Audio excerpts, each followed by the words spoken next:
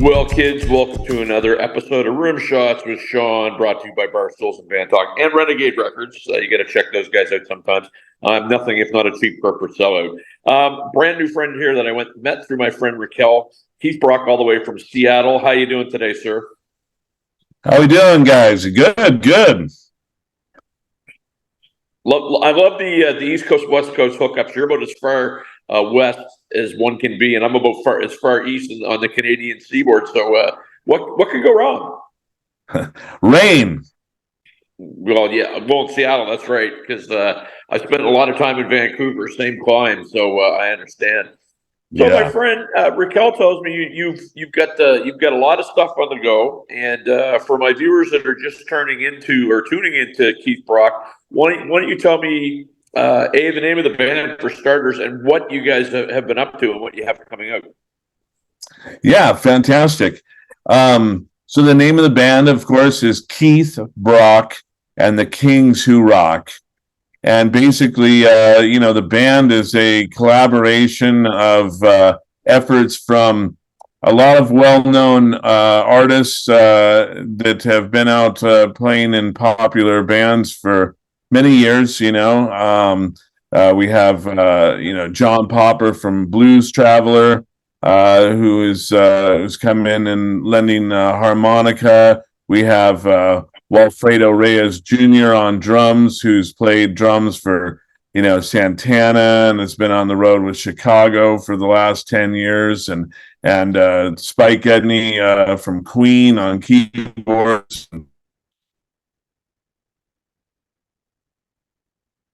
Quite a few experienced guys on board. And I wrote a bunch of tunes, and we then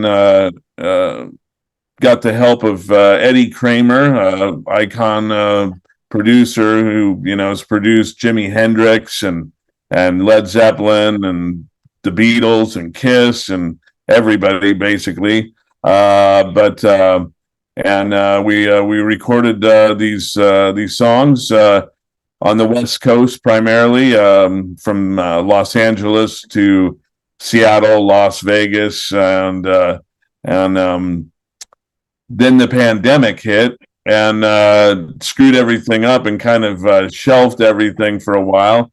And now we're playing catch up and finally getting to start to release some of the music. So yeah, it's exciting after a long time. Well, you're really swinging for the fences here, because everybody that you named is a name, right? Like, you've got some meat behind you, and then you get yourself, who's obviously been in the business for a while. Was it difficult, I guess, configuring and getting this group together, or was it fairly easy? Of course, I'm friends with all these guys, and so that helped, out a lot. But yeah, it's tough, with everybody's touring schedules and everything to get people in the studio at the same time and do things. And then, you've got the producer and his time. And so, yeah, trying to schedule is always a task, Well, and good on you for Eddie Kramer, because he produced two of probably my favorite records of all time, or three really: Rock and Roll Over, Love Gun, and Kiss Alive. So nice, man. That's good on you. Yeah, he's such a joy to work with.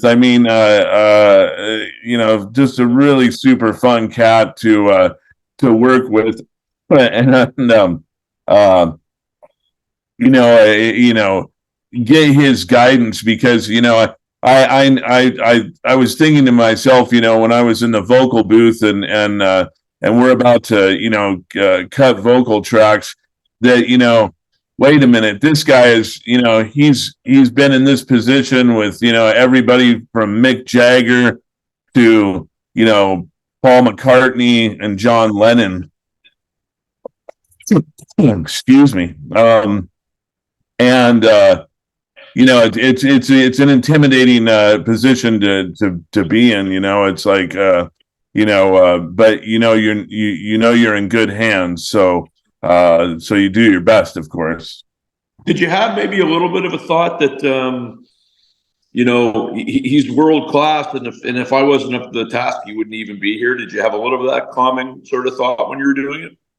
Yeah, but I mean, these, all these groups, that we're talking about and stuff. Of course, they're our idols. They're the people who came before us and laid the groundwork for the foundation of rock and roll. And so there's a little voice in the back of your head that says, where do I contribute, or where where do I fit into this puzzle of rock and roll? But and at the end of it, of course you're going to give it your all and do what you can.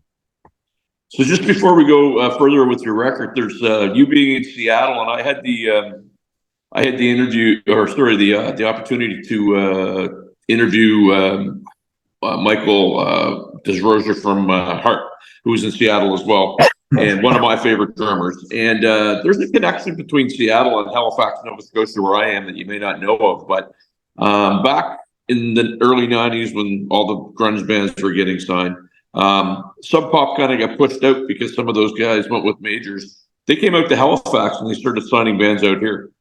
And there was a number of bands that in Canada anyway got a lot of notoriety because Sub Pop Records signed them. So anytime that I talk with somebody from Seattle, I always like to say, it's almost like a sister city or a brother city kind of vibe.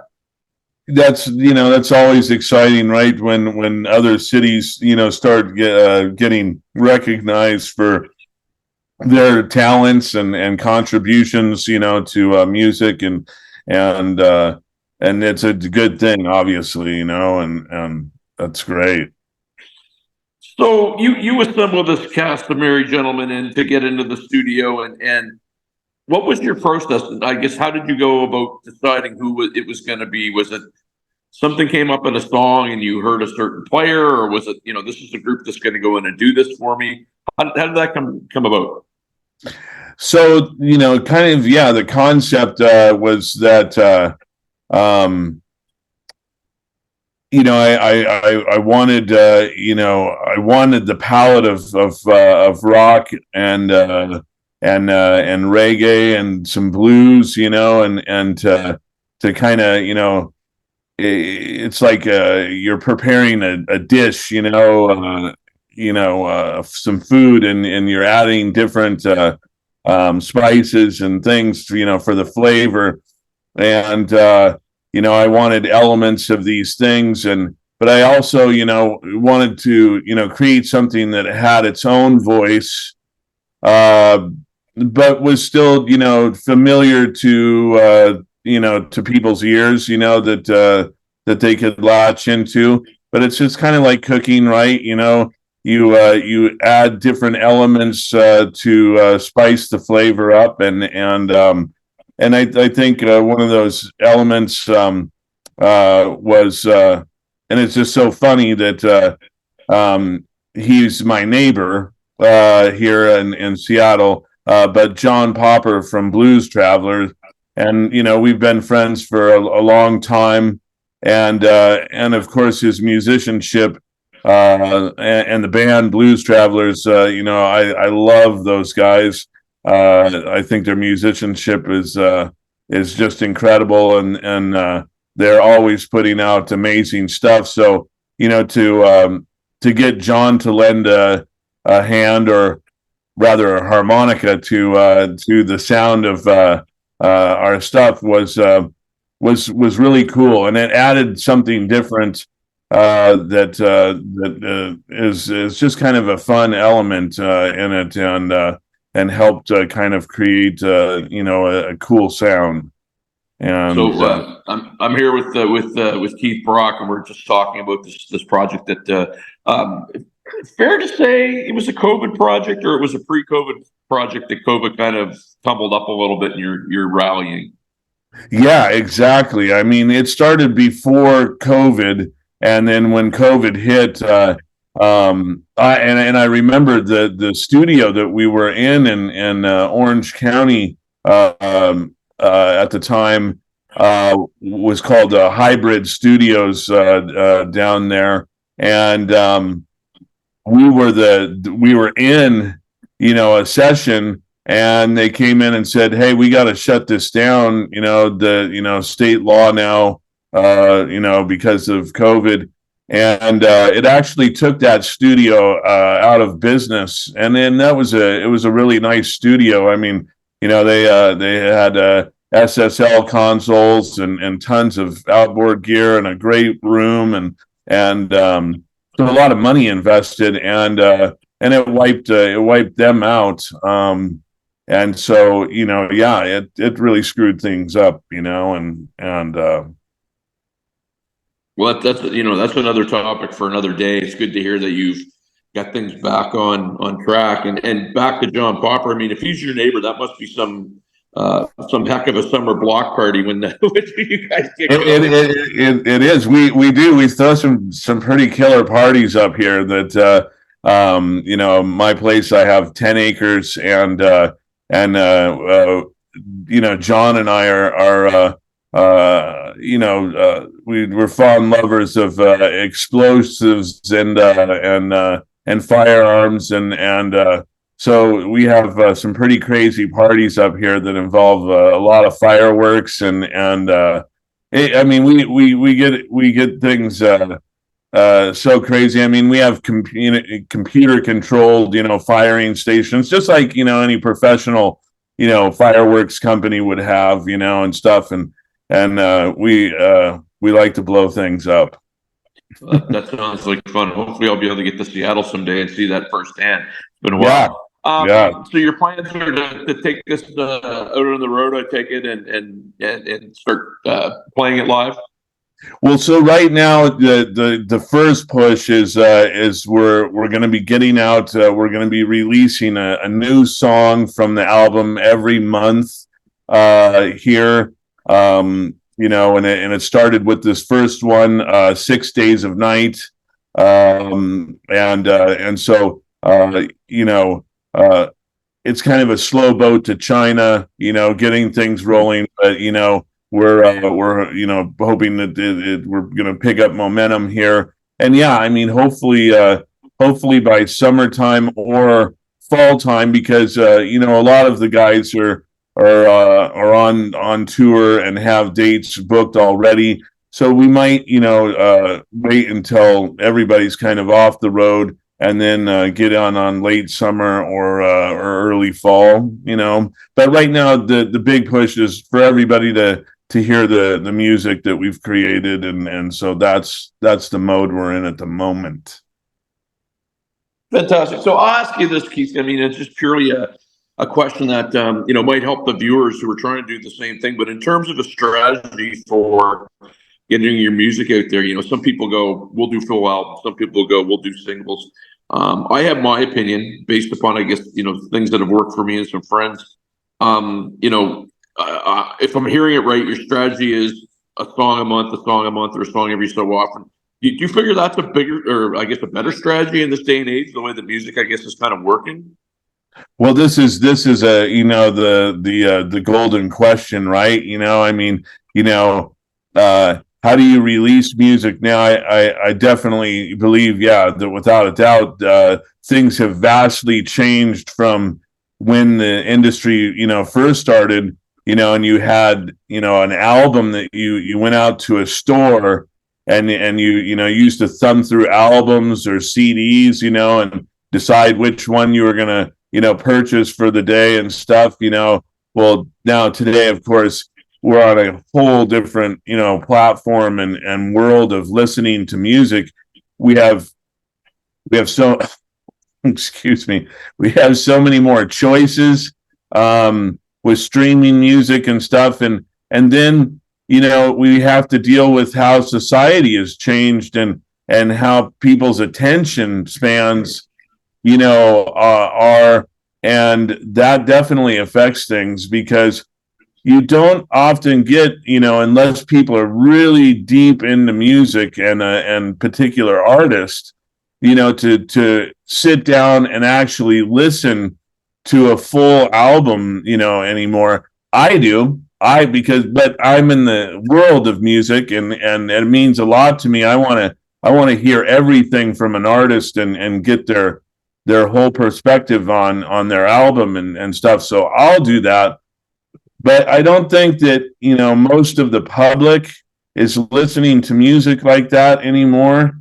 I think that some of them are, but I think we have to deal with people's short attention spans. And back when westernized popular music first started, we didn't have many things to compete with. You had movies and you had TV, and that was about it. You didn't have the computer hadn't come out yet and wasn't accessible to everybody in their home.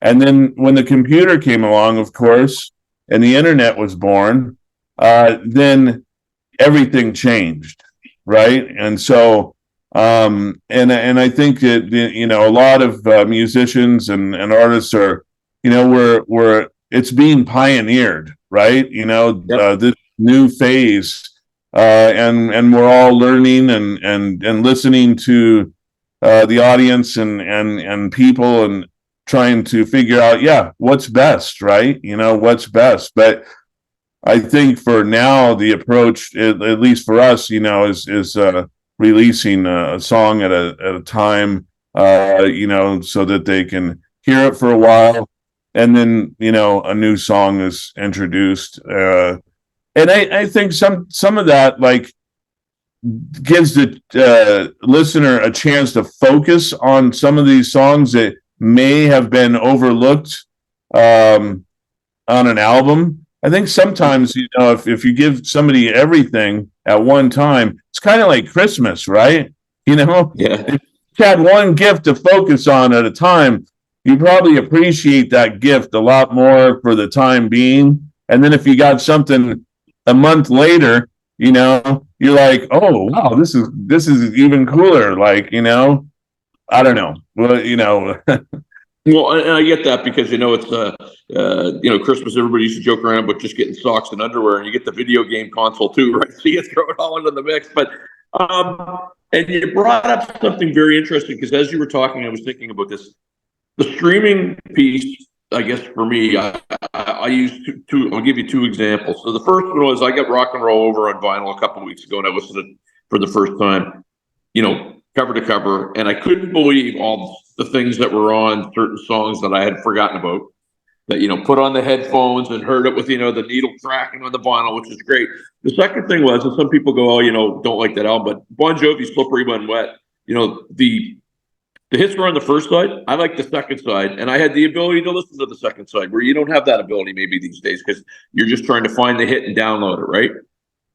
Yeah, I mean, like I said, I love listening to music like that. I'll take it in its entirety. I mean, when I listen to music, I listen to music. I sit down, I'll kick back, throw on either pair of the favorite headphones or crank up the main speakers and really get into stuff.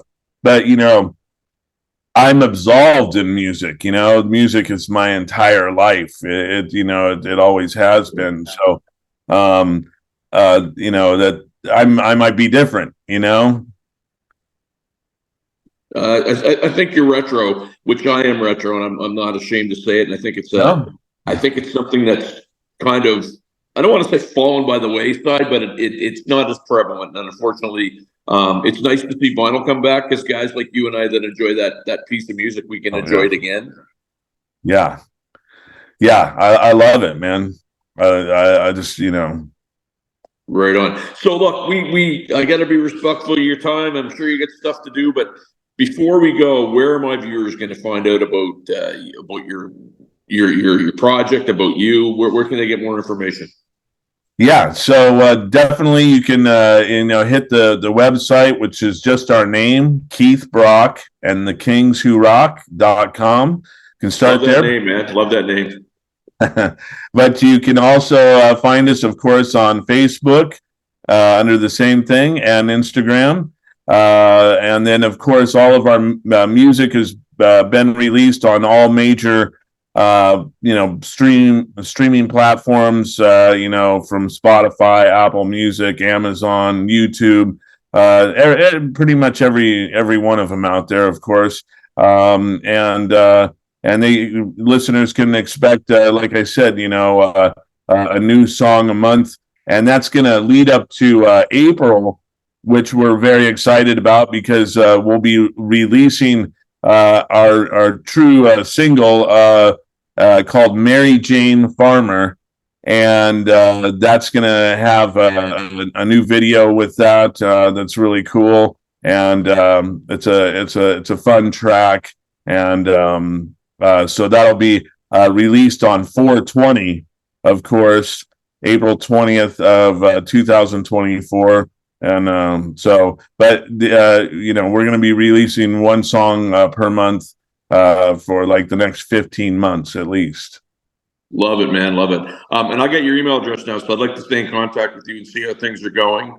I want to thank you for doing this on a Friday afternoon. I'm not quite sure what day of the week it'll air, but great lineup for sure. Tell all those guys they've got fans out here in Halifax, Nova Scotia. And if you're talking to Mr. Eddie Kramer, tell him thank you for me.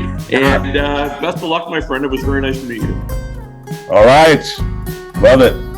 Peace out.